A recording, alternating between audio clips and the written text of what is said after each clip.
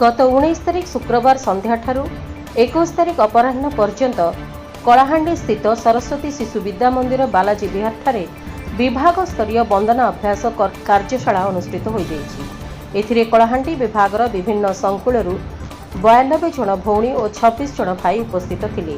उद्घाटन उत्सव में माननीय श्रीजुक्त भीमसेन साहू राष्ट्रपति पुरस्कार प्राप्त अवसरप्राप्त शारीरिक शिक्षक भवानीपाटना, श्रीजुक्त जितेन्द्र कुमार पंडा प्रांत संगीत शिक्षा संयोजक सीबीएस ओडिशा, श्रीजुक्त विपिन बिहारी मिश्र विभाग निरीक्षक कलाहांडी विभाग, श्रीजुक्त सुरेश साहू संपादक बालाजी विहार, श्रीजुक्त दाशरथी पंडा प्रधान आचार्य बालाजी विहार उपस्थित रही मां सरस्वती निकटरे ज्ञानर दीप प्रज्वलन करथिले। श्रीजुक्त जितेन्द्र कुमार पंडा प्रांत संगीत शिक्षा संयोजक सीबीएस ओडिशा, श्रीजुक्त जयराम साहू प्रांत शिक्षा परिषद संगीत विभाग सदस्य, श्रीजुक्त शिव प्रधान संभाग संगीत प्रमुख दक्षिण संभाग, श्रीमान जनार्दन बाग संकुल संगीत प्रमुख भवानीपाटना तत्वावधान में शिशु भाई भौणी अति आग्रह सहित वंदना अभ्यास करथिले।